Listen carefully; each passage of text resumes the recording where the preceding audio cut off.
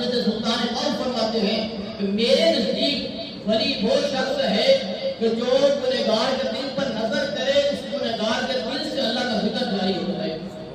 آپ فرماتے ہیں میرے نزدیک ولی وہ ہے۔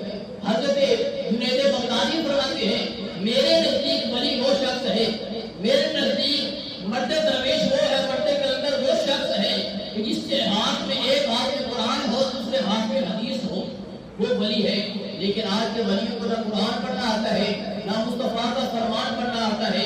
آگے چلے حضرت میاں میر رحمۃ اللہ علیہ فرماتے ہیں، آپ فرماتے ہیں میرے نزدیک ولی وہ شخص ہے جس کی کبھی تہجد کی نماز ادا نہ ہوئی ہو۔ یہ ولی کی پہچان بتا رہے ہیں۔ حضور داتا گاجبخش میری کشف المحجوب میں فرماتے ہیں، آپ فرماتے ہیں میرے نزدیک ولی کون ہے؟ میرے نزدیک ولی وہ شخص ہے کہ جس کے نزدیک ہیرا اور پتھر ایک برابر ہو، کہ ہیرے پر اس کی نظر پڑے وہ پتھر کاٹ دے، پتھر پر نظر پڑے وہ ہیرا کاٹ دے، میرے نزدیک وہ ولی ہے۔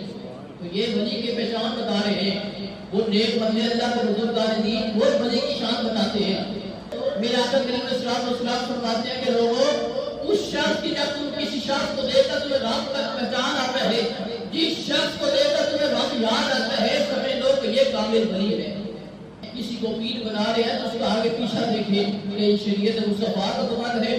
صبح اٹھ کر وہ سب سے پہلے اس سنت مصطفیٰ کو اپنے منہ سے اتار کر ناری میں پھینکنے والا پیر نہیں ہو سکتا۔ وہ شخص جس کو جو عمل ہے فاسق ہے فاجر ہے، وہ کبھی پیر نہیں ہو سکتا، بلکہ پیر وہ ہے جو عالم دین ہو، جس کو قرآن کا بھی پتہ ہو، جس کو حدیث کا بھی پتہ ہو، جو شریعت اسلامیہ کے اوپر پورا عمل رکھتا ہو، پھر وہ پیر ہونے کے قابل ہے۔ لیکن آج ہمیں پہچان نہیں سکتے، ہم دو نمبر پیروں کے پاس جا کر ان کو ولی سمجھ لیتے ہیں۔ لیکن اصل ولی جو ہوتا ہے وہ شخص ہوتا ہے جو عالم دین ہو، بعمل ہو، خود بھی عمل کرتا ہو، آگے لوگوں کو بھی دین کی تبلیغ کرتا ہو۔ پھر وہ شخص ہے جس کے چہرے پر سنت مصطفیٰ سجی ہو، جو شریعت مصطفیٰ کا پابند ہے، وہ اصل پیر ہے۔ لیکن جو شریعت مصطفیٰ کا